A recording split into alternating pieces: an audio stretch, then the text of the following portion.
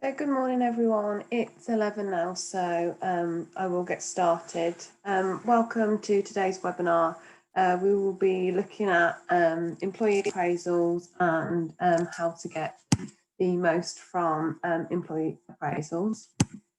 It's getting around to that time of year again when for most businesses the employee appraisals are due, maybe ahead of bonuses. And a common theme I notice is neither employees nor line managers are really looking forward to the process, just finding it's stressful and helpful, time consuming, and sometimes simply just completing a tick box exercise. So this is the Clover HR team.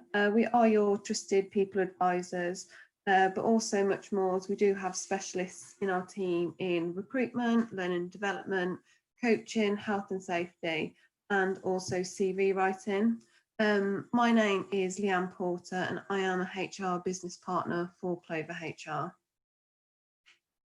At the end of today's webinar, I will provide you with my contact details. So if you do have any questions or queries which you want to talk through, please feel free to email me these over at the end. And hopefully I have muted all my microphones today, and just ask that you do keep your microphones muted just to help keep the background noise to a minimum for those that are listening. So let's just look at what we will be covering today.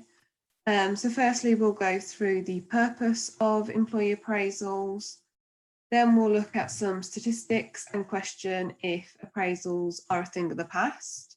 Then we'll cover off how to make the appraisals work for your business. And finally, we'll look at what should be covered off as part of an employee appraisal. So most businesses I come across do have some sort of appraisal process in place, whether that's informal or formal, and sometimes it can be seen as something that's always been done as part of the corporate norms with line managers, not really brought into the process. So let's just start by looking at the purpose of the employee appraisal and what benefits there are to conducting them. I think the main purpose is to evaluate how well employees have performed in their role, and it helps the employer to keep a record of each employee's performance, efforts, and what they've achieved within a review period.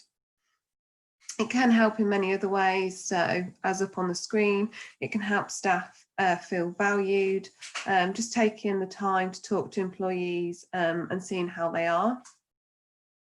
You can set new goals, find out what the employee wants to achieve, as well as what they are currently working on. It can be used to help resolve issues or concerns. It may be that employees have an issue that they want to update you on, and the appraisal just presents a platform for the employee to open up and do so. It can strengthen bonds, so enhancing the relationship between the manager and the employee. It can refocus the team, as it obviously looking at current goals and objectives, and it's a good opportunity to assess any training needs. When performed regularly, performance reviews and appraisals, like all aspects really of performance management, do allow businesses to pick up on serious performance problems, meaning that they can be set right and corrected immediately, rather than letting something escalate into a more complex problem. The importance of feedback in performance management cannot really be overstated. Employees want feedback, and they do want it regularly. They need and do deserve to know that they are performing and how they can improve. Furthermore, should you have the opportunity to give feedback on their company, the company and the management team as well. So now I'm just going to move into the benefits for both, the employee, the employer, and also the organisation. I've split these over the next few slides. So first of all, we'll just look at the benefits for the appraisee or the employee first. So it allows line managers to formally recognise good work, which can provide a sense of confidence, self-worth, job satisfaction, commitment and motivation to the employee, which can help towards continued improvement.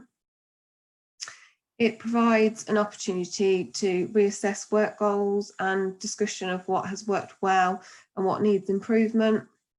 It gives you an opportunity to reason to spot potential underperformance and discuss development points for improvement with the employee. Gives the employee an ability to speak about any problems they've got in the workplace. Gives the employee an opportunity to discuss their career goals and future progression, which again can include relevant training and development opportunities for the employee. And it also helps to build trust and facilitates a relationship of growth with the manager through the open discussion, which can allow employees to show that they have got support within a business.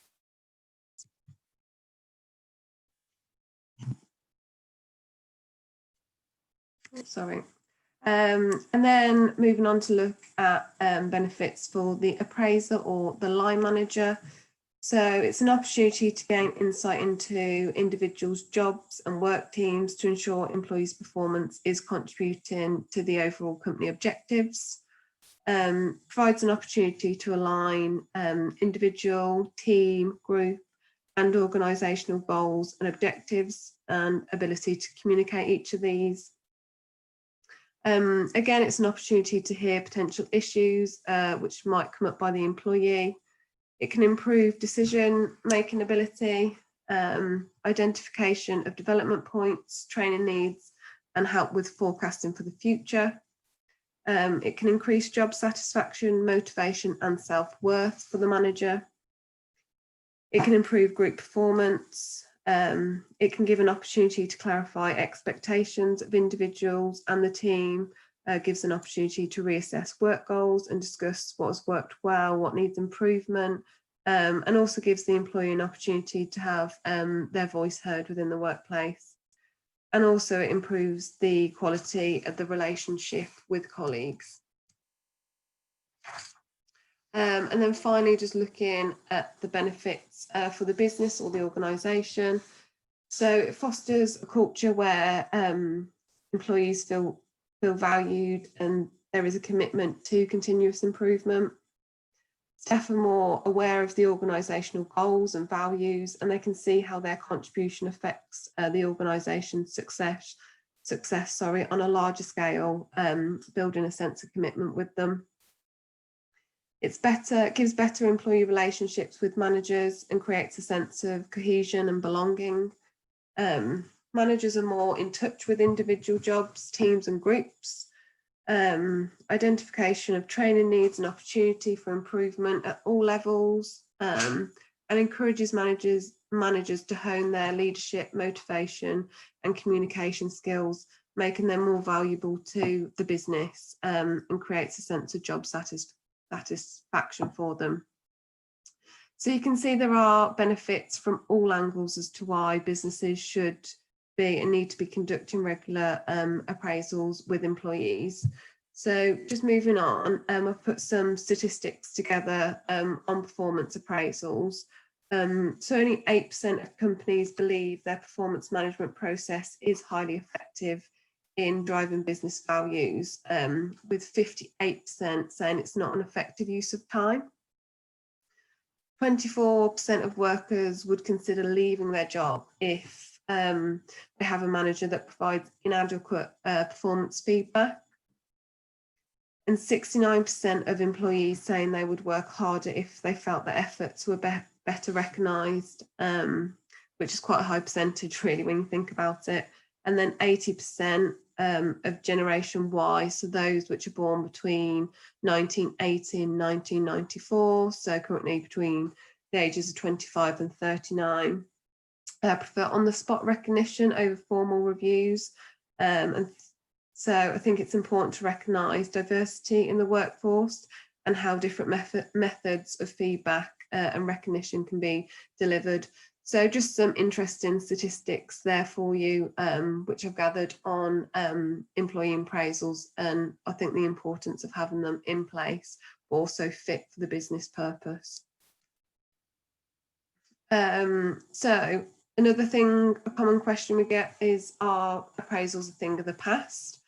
There is a question that once a year is not enough, and I'd say definitely not, and managers and employees should meet up more regularly than this. Regular one-to-ones should take place so the manager knows what the employee is working on and the employee knows the manager is interested. The appraisal process should be a formal platform for employees and managers to talk about the employee's performance over the whole period, but regular informal one-to-ones should take place throughout the year, and nothing should really come as a surprise to an employee as part of the appraisal. There is a belief that appraisals are lip service and a simple tick box exercise for management and the organisation. I see too many appraisal forms which are tick box exercises, and therefore they don't pull out feelings, goals, thoughts and ideas from both the employee and the manager into it. It is vital that you make sure any appraisal forms you use are fit and suitable and really meaningful for the business and employees. And equally, line managers should be trained on how to conduct employee appraisals to make sure they are meaningful and actions are followed up on correctly. In order to be successful, the process does have to be meaningful. So ensure managers are focused, phones are switched off, there aren't going to be any other disturbances, and try to make it a relaxed atmosphere as possible for the employee. I know some managers that prefer to conduct appraisals off-site so they can be focused and in a neutral setting. And the manager and employees do need to be honest with each other.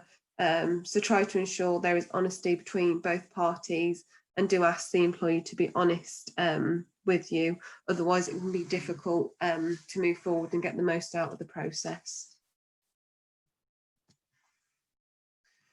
So now moving on to look at how to make appraisals work for your business. If managers are not committed to performance appraisals, this can have significant impact on the outcomes.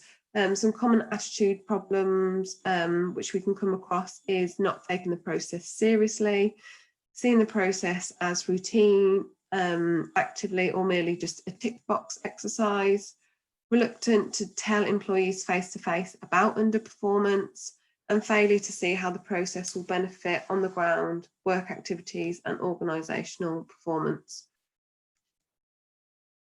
Therefore, I would recommend that businesses follow the simple rules. So be prepared, create the right atmosphere with employees, work to a clear structure, so have a form or template that you can work towards, have managers use positive feedback as well as constructive feedback, do or try to let the employee do the talking, and I would suggest most of the talking if possible. Invite the employee to do some self-appraisal, normally prior to the meeting taking place. Remember, before the appraisal process is about performance, and it's not personal or about someone's personality.